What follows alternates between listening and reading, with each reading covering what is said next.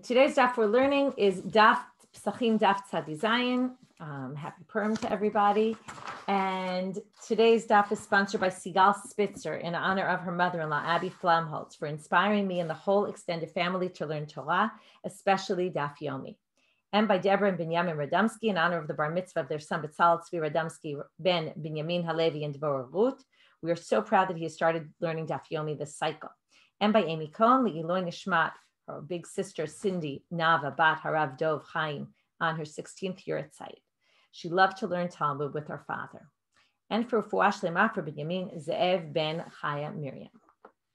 Okay, with that, we're going to get started on our daf. We started yesterday with this Mishnah. I'm going to start again and just review because I know it's very confusing and it's a lot of new concepts to get. So I want to go back and explain. So what we're talking about, just to be very clear, is there's three animals in the picture here. We have, and theoretically, there could only be two. The Mishnah is talking about a case where there's two and a case where there's three. Those are two different cases. They're obviously somewhat connected. One person separated an animal for a korban. Then what happened? The animal got lost. So he separates, that was animal A. He separates animal B. He then finds animal A. Now, it depends when he finds animal A. Does he find it before he sacrifices animal B, or maybe before midday when the chiyuv of Pesach kicks in, okay? Or did he find it, right, was it before or after? If he finds it before the chiyuv kicks in, or before he slaughters the animal, then he has two animals in front of him, and he basically rejects one, okay? That animal can no longer be sacrificed. Normally, if you have an extra animal, we call that a motal Pesachim, and one can use that for a shlamim. It reverts to a shlamim, but not in the case where the sacrifice was rejected. In addition, if I took that rejected sacrifice, and again, I don't know why you did this, and you're not allowed to do this, but you decided to do a tmura on it, and you said, well, I'm going to replace the sanctity of this animal on a different one. I want to remove it up from this one. You can't do that, but if you do it, it's effective, which means, how is it effective? Hu utmurato yeh kodesh. Both the original and the new one are sanctified. And what normally the law is, it has to be treated like the original one. So let's say, forget it was this case. Let's say it was a regular case. I took an animal for a korban shlamim, and then I said, oh, I don't want to use this animal. I want to use a different animal. Both animals are korbanot shlamim and both get sacrificed. Okay, I'll give you an example where it's not exactly the same. And this is going to be relevant later. If I have a sin offering, now a sin offering, if I say I'm bringing one in its place, I can't bring two sin offerings, just like I can't bring two Pesachim, right? So what would I do? If I set a tmura on that, the law is, and we're going to learn about this, there's 5 cases where chataot or metot. There's nothing, that the sanctity is on that new animal, but you can't bring it as a sin offering because you can't just bring a voluntary sin offering. Shlamim is no problem. You bring a voluntary peace offering, that's fine. But you can't bring a voluntary sin offering. It goes on a particular sin. If that's the case, well, it has sanctity like the original, but it's left to die. There's nothing you could do with that animal. You can't even sell it. You can't even wait till it gets a mum and sell it. It's the laws of sin offerings are more severe, and it has to be left to die. But the point is a tmura has the same status as the original one. So if in the case, so let's just read it quickly inside. Rabbi Akiva in the Mishnah says, "HaPesach shenimtza kodem shchitat HaPesach." If I found animal A before I slaughtered animal B, then at the time I went to slaughter it, basically I rejected animal A. So if that's the case, I can't make it a shlamim. It has to be I have to leave it to graze till it gets a mum. I can sell it and use the money to buy a shlamim, but I can't use that animal for a shlamim. And likewise, if I took the sanctity and I said, oh, I'm moving it on to a different animal, since that animal was rejected, right? This animal's also rejected, the tmura. But if I do it after the shchitat HaPesach, I find animal A later. He wasn't in front of me when I had animal B. Then it's karev shlamim. Then it never got rejected, so I can bring it as a korban shlamim. It's like motar Pesach, like an animal I separated for Pesach, but I never brought it. B'chein tmurato, and the same for the tmura. So the first thing we saw, first of all, we saw there was this machloket, Rabbi and Rabbi Zera, which is going to come up later, about whether when the Mishnah says shchita is the important time, when I slaughter it, I reject the other one, or is it the time of midday when the chiyuv kicks in, when the obligation to bring the korban Pesach kicks in? Is that the important time? Okay, which means that if it was found before chatzot, and then it's in front of me at chatzot when the chiyuv kicks in, even though I'm not even sacrificing it at that point, but maybe that's what sets that, oh, this was rejected. Okay, that's Rabbi Zera. Then we saw Rava. Rava says on the last part of the Mishnah, it says, if I find it after the Pesach, then it's karev shlamim. To which Rava said, Lo shanu ala shenimtza achar shchita v'himir bo achar shchita. In order for us to say that it can be a shlamim, it has to be, both things had to have happened. In other words, if it's just the animal was lost and found, and he was found after shchita, fine, it's just one. But if you want to talk about the substitution has to happen in a way that both the animal was after shchita and the tmura, I did the substitution after shchita. But if the animal was found, and then it would be a shlamim. But if the animal was found before, and then the animal itself was rejected, but I only did the tmura after, then the tmura is on a rejected animal, which means the tmura has the same law as the rejected animal, which would mean the tmura can't be a shlamim in that case. So according to the first reading, Rava had his question on the last part of the Mishnah about when is it karev shlamim, only if everything was after shchita. But if one part was before, right, the animal was found before and it was already rejected, the tmura of that animal is also going to be rejected and has to be left to graze.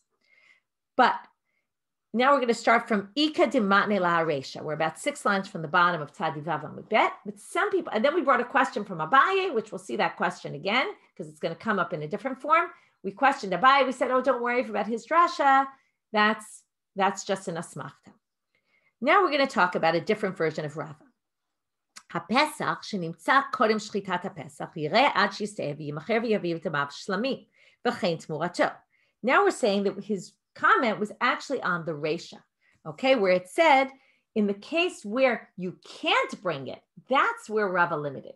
When we say it has to be left to graze, Rava says, and v'chein tmurato, and the same with the substitution, Amar Rava lo shanu ela shenimtza kodem shchita v'himir bo kodem shchita. In order to say this animal's rejected, this is going to be a more lenient opinion. When we say the animal can't be used for the tmura case, it has to be where everything happened before shchita. This is the exact opposite of the previous one. Both the animal was found and you did the substitution all before the time when you were obligated in the Korban Pesach and you sacrificed it. Aval, nimtza kodem shchita, but if you found animal A before, and animal A was rejected, but you only did the tmura, this is the exact case we talked about a minute ago, and you only did the tmura after, so now he's going to say, v'imir bo achar shchita, right? The first reading of Rava was, it comes from an animal that was rejected, it's also rejected. But now we're going to say, no. Tmura doesn't work that way. In this case, tmurato kreva shlamim. Why? My taima. Ki kava shchita midi de chazele. Midi de lo chazele lo kava. We have to have an act of rejection happening at the time of shchita. When I went to slaughter animal B, animal C was not even in the picture. Animal C was a random animal walking around.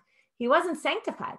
So animal A was around and animal A got rejected. But when I then said, I want to make a tmura on animal A after the shchita, then, right, this animal C was never rejected before because it wasn't existing in the time of the shchita. So therefore, in this case, the tmura, and this becomes a weird case, where the tmura is supposed to have the same laws as the original, but it doesn't come out exactly the same because the original animal was rejected. Animal C was never rejected. So animal C is just what we call like an extra Pesach, and you bring it as a shlamim. Okay? So he says that's his answer.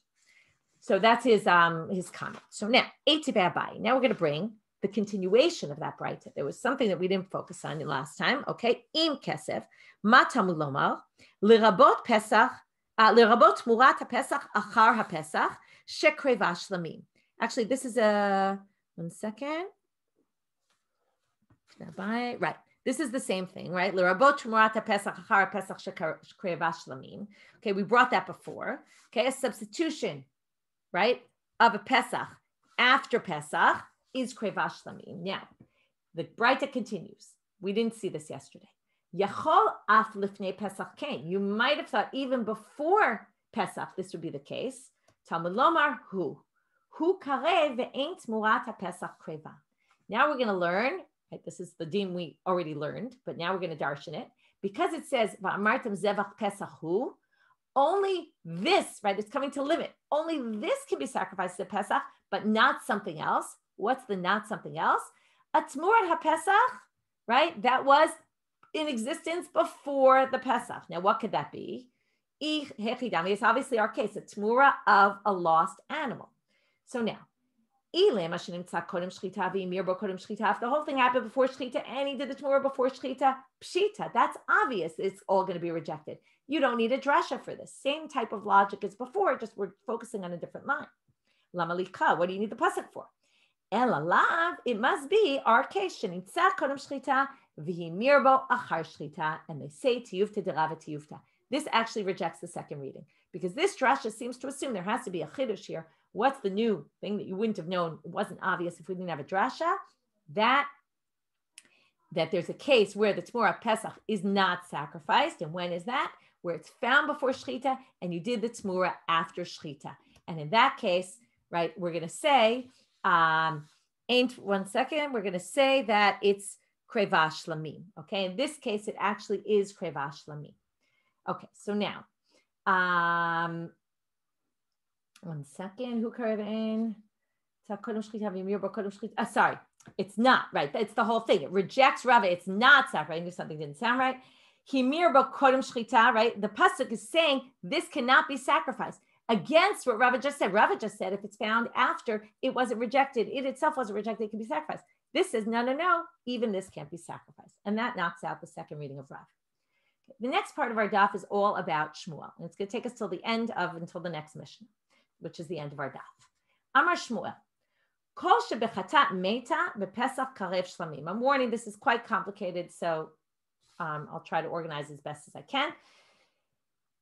Any case, I told you already, and I prefaced so that this wasn't something new when we get to it now, which is there's cases where a korban chatat can die. Okay, the Rashi Tevot are vitimna. Okay, there's 5 things. Vav is Vlad, which means if I take a female, this isn't relevant to Pesach. If I take a female animal, there's no such thing by a korban Pesach, and I separate it for a sin offering, which I can, and then she's pregnant. Any offspring, if let's say the animal before I slaughtered it had offspring, that offspring has to be left to die because it's sanctified and there's nothing I could do with it. Okay, Taf is Tmura. A Tmura of a Chatat, like I said before, has to be left to die because you can't sacrifice it. Mem is Metu Ba'alim. I designated a sin offering and then I die before I bring it. Again, there's nothing I could do with that. Nun is Nitchapru Ba'aleha. That's relevant to us. That's like it got lost and I took a different one and I already got atoned from a different one and now the original one has to be left to die. And Ayin is Avrash Nata. Also, it's limited. I think it's within a year also. It has to be within its first year. If it passes the time, whatever the time is, then it's Avrash Nata and it's disqualified. And let's say I designate at the right time and then it's too old, it has to be left to die. So now, Shmuel says, anytime where Chatat is Meta, in a Pesach, it's going to be Karev Shlamim. If you take the exact same case, if a Chatat dies, the Pesach actually becomes a Shlamim. And kol shebechatat ro'eh bepesach nami ro'eh. But in a parallel case, if a chatat has a case where it's left to graze, then in a Pesach, it's also going to be left to graze. Okay, so we have these 2 cases, and we're now going to have a hard time trying to figure out what's going on here. Okay, not we're going to have a hard time, the Gemara is going to have a hard time, maybe also us, but the Gemara is going to struggle with this line. And then we seem to have a different opinion, which we're not going to really deal with until later, which is Rabbi Yochanan Amal. He seems to disagree. When you say the Pesach is shlamim, when it's like a chatat, well, that's only if it's found after shchita. But kodem shchita, lo. But if you find it before shchita, then it's not shlamim. This matches what we've seen previously, which is if you find it before shchita, then it's rejected and you don't bring it as a shlamim. So Mat Kifla Rav Yosef. Rav Yosef now goes against Shmuel and says, what's going on here? Uklalahu, is it really true what you just said? And now he's going to focus on the second part. If a chatat is roeh, then the Pesach is roeh. So he says, I'm going to give you a case of a chatat that's roeh, and the Pesach is not roeh, which is going to basically knock out what you're saying.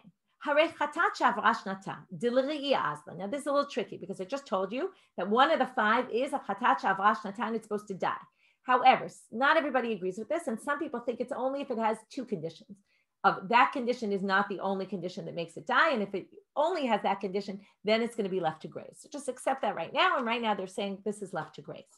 So chatat shavra shnata, which is left to graze, the l'ri'iyah azla.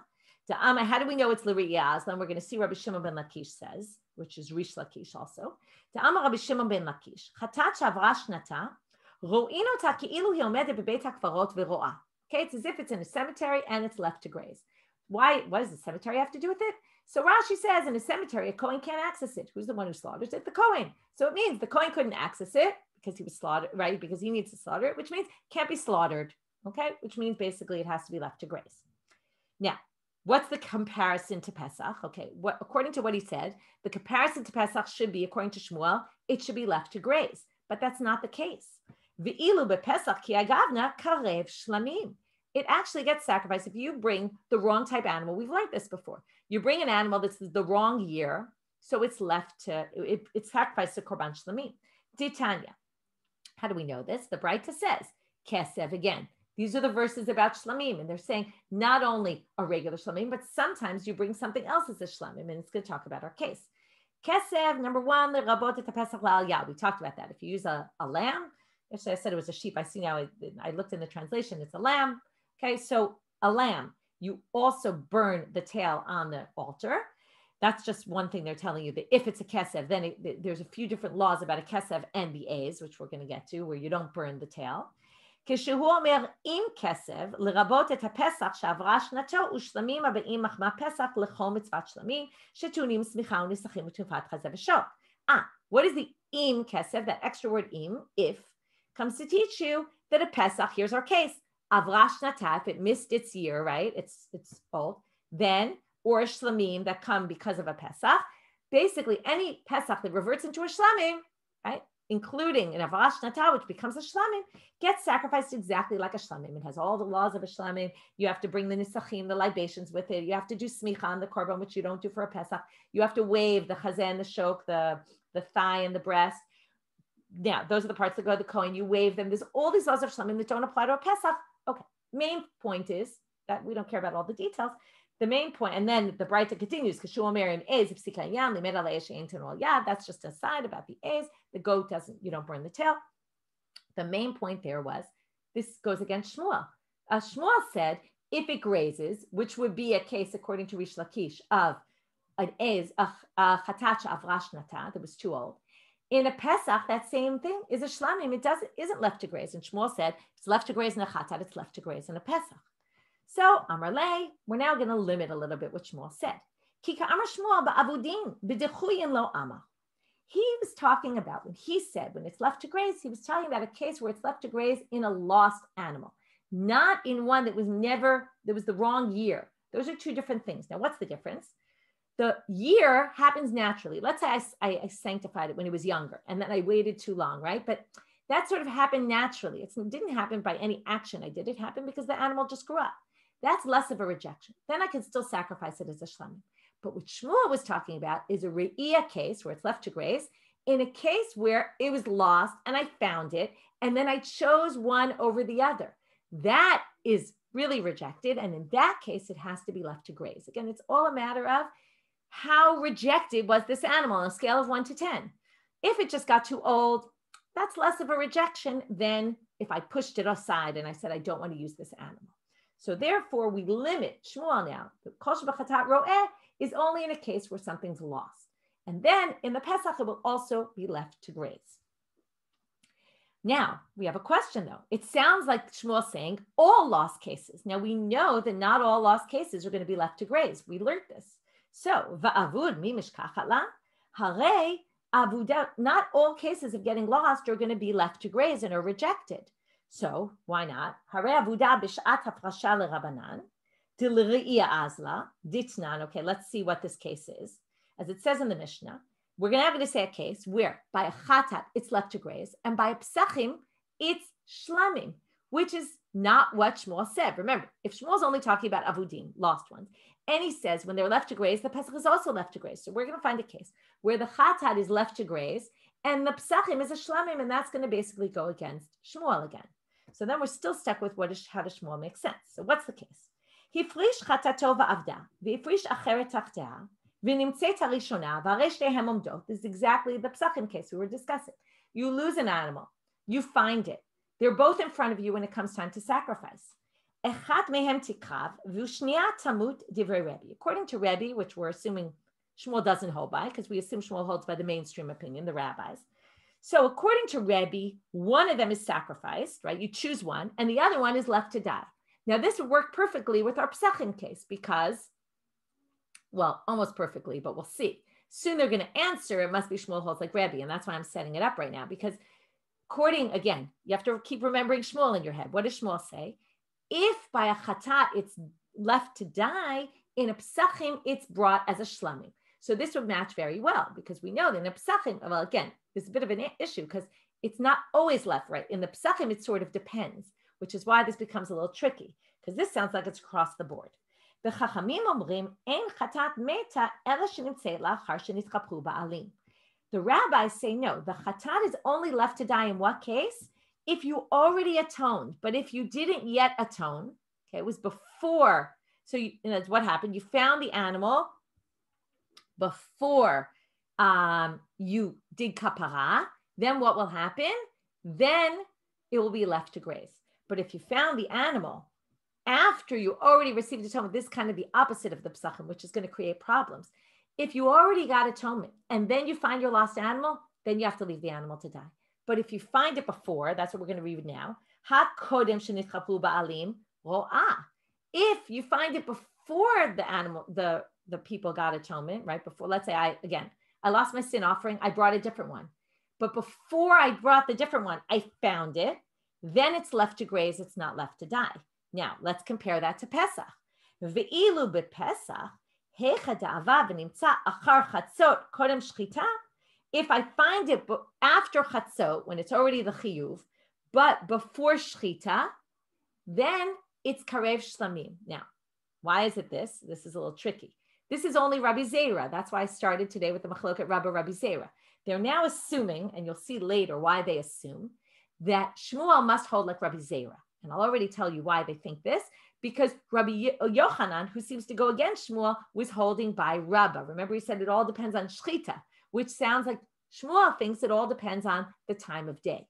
So if you were to find it after chatzot, right, which is the time when the chiyuv kicks in, when you're obligated, according to Rabbi Zera, since you already missed, right, remember, when is the moment of rejection according to Rabbi Zera? At the moment the clock chimes 12, right? Clock chimes 12, you're obligated, rejected. Now, if your animal wasn't there at the time, even if it shows up before shchita, then what's going to happen? You are going to be able to sacrifice it because it wasn't rejected. Now, the comparable case to what they're saying here, according to the rabbis, is before nitkaplu ba'alim, before they slaughtered it, it has to graze, which means the Pesach has to graze. So that doesn't fit. So how could you possibly say, here's a case of avud where it doesn't match up? Okay, so what do they answer? Oh, very simply, as I kind of told you before, Shmuel ke Rebbe sfirale. Shmuel must hold like Rebbe, and that resolves our issue. Shmuel holds like Rebbe, in which case we don't even have a question, because what did he say? Da'amar avuda lemita azla. If it's lost, it goes to lemita, and then karev shlamim by Pesach, and that's exactly what Shmuel said. But it's not exactly what Shmuel said, because he seemed to say, right, again, it's like black and white to them. Ha kol avuda leRebbe meta, right? And every lost one in a chatat is meta, but bePesach it's more sophisticated than that. It depends. So again, it's not going to fit because ilu bePesach, it all depends on when it was found. Even according to Rabbi Zera, hecha da'avad kodem chatzot v'nimtza kodem chatzot ro'eh, right? It's not going to be that case. A chatat is going to be meta, but Pesach is going to be ro'eh. So it doesn't match up again because, again, according to Rabbi Zera, if you find it before chatzot and as the clock chimes 12, you're rejecting that animal, it's going to be left to graze and it's not a shlamim. So again, this doesn't work with the words of Shmuel, kol shebechatat meta bePesach karev shlamim. So what do we say? Again, this was all because we said the subject of Shmuel is avudim, as if it means all avudim. Well, now, right, avudim are lost animals. Now we're going to say, wait a minute, it's not all lost animals. We're going to narrow it, and for a very good reason. Because, and this is an interesting answer, kodem chatzot lav avudhu kiderava da amarava avedat laila lav shma aveda. we're going to say when we talk about avudim, we're only talking about items that were found when one is theoretically able to sacrifice. So now, Rava said his statement about other sacrifices. Regular sacrifices, he says, let's say a sin offering, it's not considered lost and found and then rejected in a case where it doesn't fall into the regular category of lost when you find it at a time of nighttime. Why nighttime? You can't sacrifice at nighttime. So once we say it's not avud, if it's found, it's not a classic case of avud when it's found at night, because it has to be found at a time when you could sacrifice it. Let's take that to Pesach. What was our question against Rebbe? Our question was about a case that was found before Chatzot, because then it's going to graze. Oh, that's not a case of avud, because like Rava says, at night it's not avud if you find it at night. Also, if you find it in the morning hours, on Erev Pesach, since you can't slaughter the animal on Erev Pesach in the morning, can't bring the sacrifice of Erev Pesach in the morning, only in the afternoon. Therefore, that's not considered a case of avud. So the fact that that doesn't fit into what Shmuel says doesn't bother us, because when we said Shmuel's talking about avudim, we mean avudim that are found within the time frame of the chiyuv, okay, of when you can bring the sacrifice. So that's our side answer. But now, okay, again, remember what we're up to. We're trying to explain the words of Shmuel.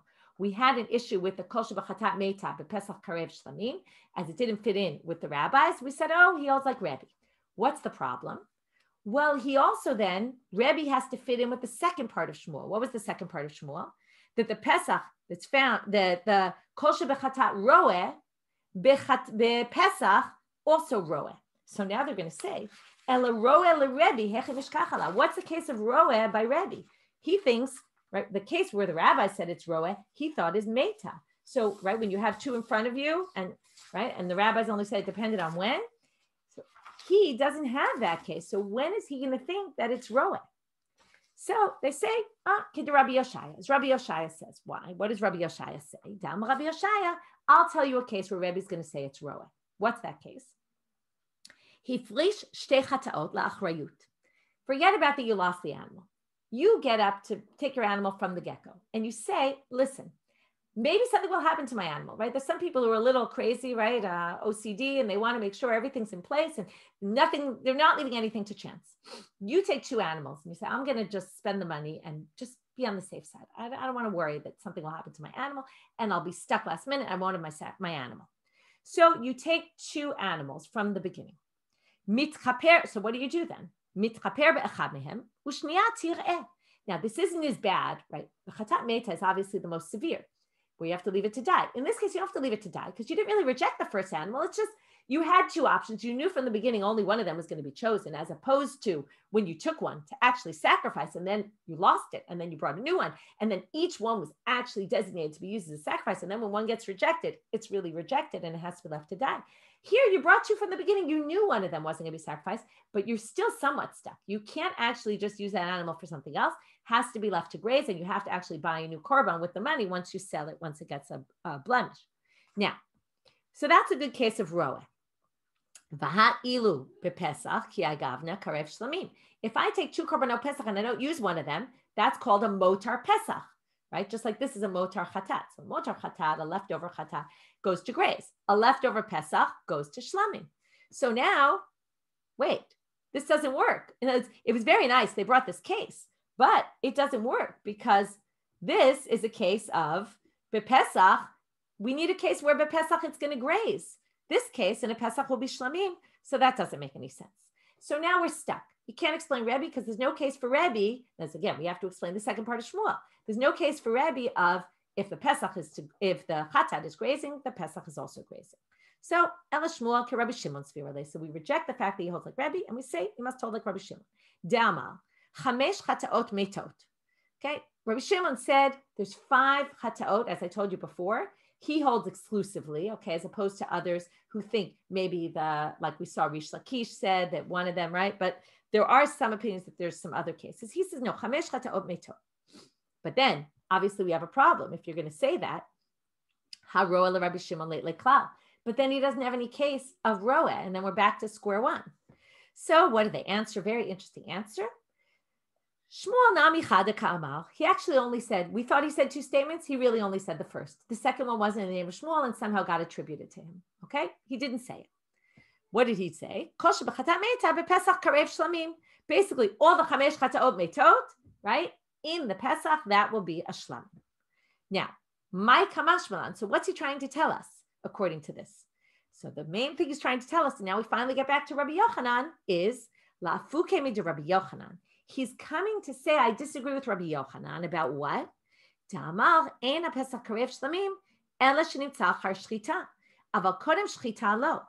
Alma shchita kava. What do we see from Rabbi Yochanan? Rabbi Yochanan thinks that shchita is the time that sets everything. But kamash malan chatzot kava. But I'm telling you that it's chatzot. He disagrees with Rabbi Yochanan, and he's trying to tell you kol shebechatat meta bepesach karev shlamim, which means basically if you're going to find it after chatzot before you slaughter it, just like in a korban chatat, it'll be left to die in that case. Also, in this case, it's going to be a shlamim because chatzot already hit. That's when it gets rejected. In this case, it didn't get rejected, even though it's before the slaughtering. And that's what he's trying to add here, that there's a case of shlamim that gets, the Pesach that's brought as a shlamim that Rabbi Yochanan doesn't agree with me about. That's the end, sort of. But now we have a Lishna Achrina. We have a whole different version. It's not going to start from the beginning. It's going to start from the question when we brought the Mishnah of Rebbe and Chachamim. When we brought that Mishnah to question the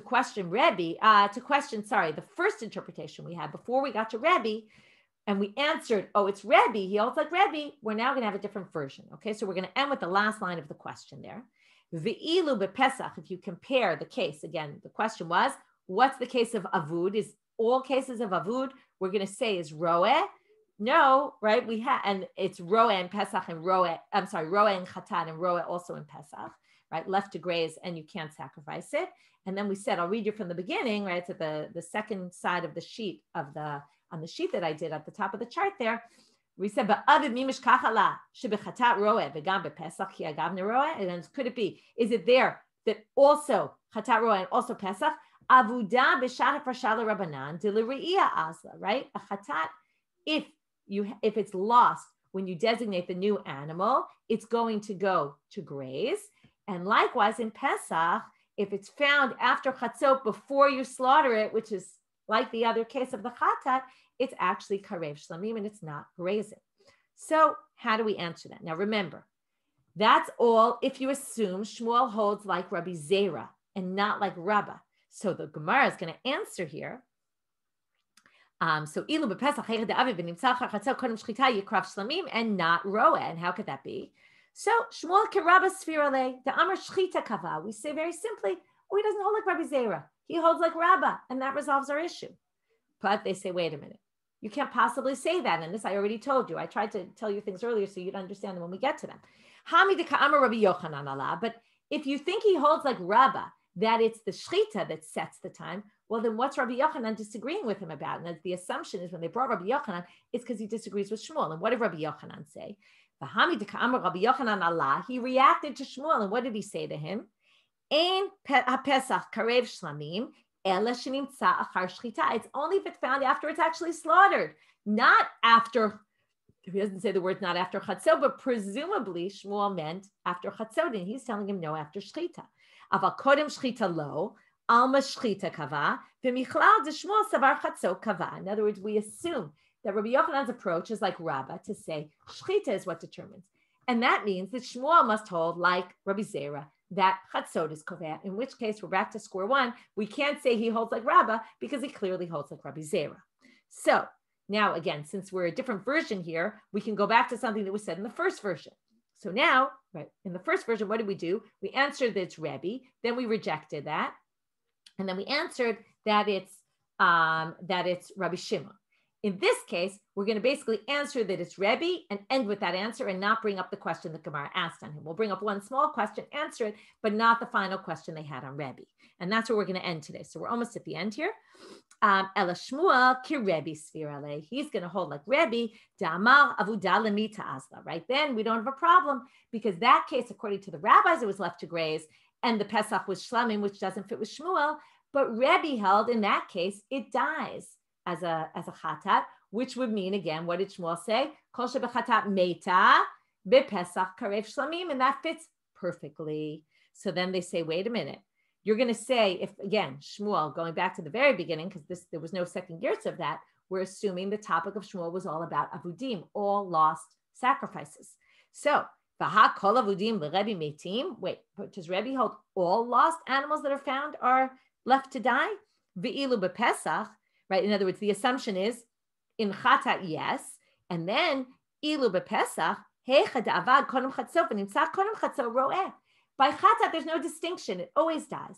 But by our case, sometimes it's actually left to graze in a Pesach. And again, that then won't fit in with Shmuel, who said kol shebechatat meta, and we're talking about lost ones, and all the lost ones are left to die according to Rebbe. And then according to Shmuel, the Pesach sometimes it's karev shlamim and sometimes isn't. And then another, not according to Pesach, according to Shmuel, according to reality, and that rejects Shmuel, which says kol shebechatat meta, which will be all avudim, all lost ones that are then found. Pesach karev shlamim, and that's not true, because sometimes in Pesach it's left to graze. What's the situation? Again, right? Roed. This is all according to Shmuel. The chatzot is the time that determines everything, because he holds like Rabbi Zera, and Rabbi Zera was after him, but it's the same idea that Rabbi Zera says, and it's left to graze. So kasaval. So now what's the answer? Here we have a case where it is left to graze. So he just simply says that wasn't what Shmuel was referring to, because Shmuel was referring to avudim. And remember what we said about Rebbe? Kasavar, we're going to assume, about Shmuel, that Shmuel holds kodem chatzot lav avudu. Anything before chatzot is not considered avud, as Rava said, right? Because it's not, you found it in a time where you couldn't even sacrifice it. That's not called avud. Avud means you found it in a time where potentially you could have sacrificed it. So therefore, he holds like Rebbe, who talks about nighttime, but he applies it to Pesach, which would be any time before midday. And also, kasavar, chatzot, kava, like Rabbi Zera, and that explains Shmuel, right? And then in this version, we don't go to Rabbi Shimon. We don't add that extra question on Rebbe and then move to Rabbi Shimon. According to this version, we end with Rebbe. So again, the first version was to say Rebbe, we rejected Rebbe, and then we went to Rabbi Shimon. In the second version, we tried to say he holds like Rabba, and the question isn't even a question, because the whole question was premised on the fact that he holds like Rabbi Zera, in which case we say, no, he doesn't hold like Rabbi Zera. He holds like, you can't say he doesn't hold like Rabbi Zera, because otherwise he's not disagreeing with Rabbi Yochanan. And then they end with, he must hold like Rabbi. And they just don't ask that extra question that we asked last time, which ended up getting us stuck, right, and going to Rabbi Shimon. In this version, they don't ask that question, and they're okay with him being with Rabbi. That's it for today. Complicated daf. We are in sight, very close sight of Arvei Pesachim. I'm just going to tell you that on Sunday, we're getting to Arvei Pesachim. So especially this very hard daf just before Arvei Pesachim, there's hope that in a few days, we're going to be on a totally different topic. We're going to finish this topic of sacrifices, which, as we saw, some days was kind of nice, all about human interactions, and some days a little bit more complicated about concepts that we're not as familiar with. So with that, Purim Sameach to everybody, and have a great day. Okay, I'm going to rush off because I have to go to shul. Okay, have a great day, everyone. Thank you. You're still Thank you. recording. Michelle, you're still recording.